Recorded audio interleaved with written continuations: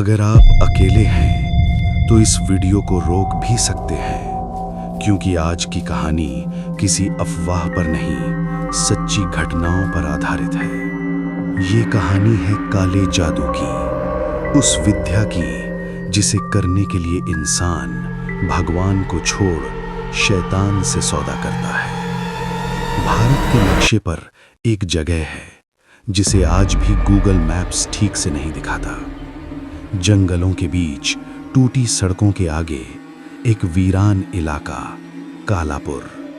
दिन में भी यहाँ अजीब सन्नाटा रहता है। पंछी उड़ते नहीं, कुत्ते भौंकते नहीं और बच्चे यहाँ पैदा ही नहीं होते। इस इलाके के बीचों बीच खड़ी है एक पुरानी हवेली, जिसे लोग कहते हैं बली वाली हवेली। लगभग 70 साल पहले इस हवेली में रहता था एक तांत्रिक, भैरवनाथ। ऊपर से देखने में वो एक साधारण पुजारी लगता था, लेकिन रात होते ही वो काले जादू की साधना करता। कहते हैं वो आत्माओं को बांध सकता था, मुर्दों से बात कर सकता था और इंसानों की किस्मत बदल सकता था। लेकिन हर साधना की एक कीमत होती है। एक रात हवेली से चीखें आईं। सुबह गांव के लोग पहुंचे तो देखा एक औरत की लाश आंगन में पड़ी थी। उसकी आंखें बाहर निकली हुई थीं, जीभ कटी हुई और शरीर पर तंत्र मंत्र खुदे थे। लेकिन भैरवनाथ गायब था। उस रात के बाद हर अमावस्या को कोई न कोई लापता होने लगा। सालों बाद एक खोजी पत्रकार आर्यन इस जगह पर रिसर्च करने पहुंचा। उसे चेतावनी दी गई, यहाँ कैमरा भी काम नहीं करता, यहाँ नाम लेकर बुलाया जाता है और जो गया वो लौटकर पागल हो गया। लेकिन आर्यन सच दिखाना चाहता था। रात के 11:45 पर आर्यन हवेली के अंदर गया। जैसे ही उसने कदम रखा, दरवाज़ा अपने आप बंद हो गया। दीवारों से खून जैसी नमी टपक रही थी। फर्श पर हजारों पैरों के निशान थे, जैसे किसी ने भागने की कोशिश की हो। अचानक पूरी हवेली में एक साथ दिए जल उठे और गूंजने लगा मंत्र, ओम ह्रीम क्रीम चामुंडाय विच्चे। आवाज हर दिशा से आ रही थी। आर्यन की सांसें तेज हो गईं। एक कमरे में उसे एक बच्ची दिखी, सफेद कपड़े, खून से सने पैर और आंखें पूरी तरह काली। बच्ची बोली, मुझे बचा लो। जैसे ही आर्यन आगे बढ़ा, बच्ची की गर्दन 180 डिग्री घूम गई। एक गुप्त कमरे में आर्यन को एक पुरानी डायरी मिली।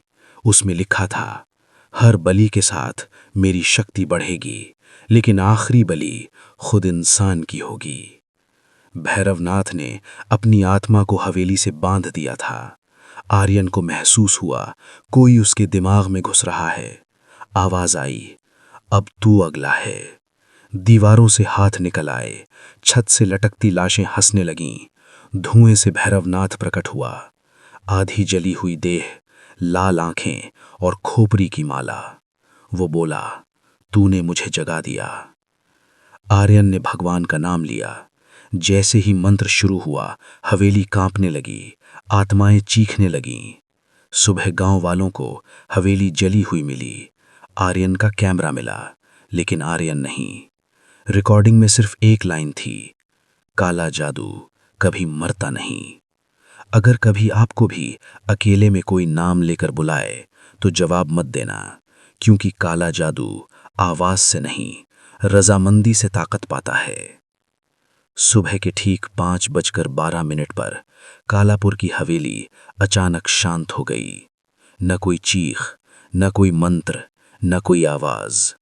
गांव वालों ने हिम्मत करके सालों बाद पहली बार हवेली के अंदर कदम रखा। अंदर सब जला हुआ था। दीवारें काली, मूर्तियां टूटी हुईं और जमीन पर बना था एक बड़ा सा तांत्रिक चिन्ह। लेकिन सबसे डरावनी चीज वो नहीं थी। हवेली के बीचों बीच एक कैमरा पड़ा था, जो अब भी ऑन था। जब आखिरी रिकॉर्डिंग चलाई गई तो स्क्रीन काली थी, लेकिन आवाज साफ सुनाईगी। अगर तुम ये सुन रहे हो तो समझ लो, मैं हवेली से बाहर नहीं निकल पाया। कुछ सेकंड की खामोशी के बाद एक और आवाज आई, लेकिन वो आर्यन की नहीं थी, वो भैरवनाथ की थी। हर कहानी को एक श्रोता चाहिए और हर काले जादू को एक अगली बलि। तभी कैमरे के सामने धीरे धीरे आर्यन का चेहरा दिखाई दिया, लेकिन उसकी आंखें अब इंसानी नहीं थीं। रिकॉर्डिंग वहीं बंद हो गई। आज भी हर अमावस्या की रात कालापुर की हवेली से एक हल्की रोशनी दिखती है। कहते हैं अब आर्यन वहां लोगों को सच बताता है, लेकिन कोई भी पूरा सच सुन नहीं पाता, क्योंकि जो भी उसकी आवाज सुन ले वो अगली अमावस्या तक जिंदा नहीं रहता।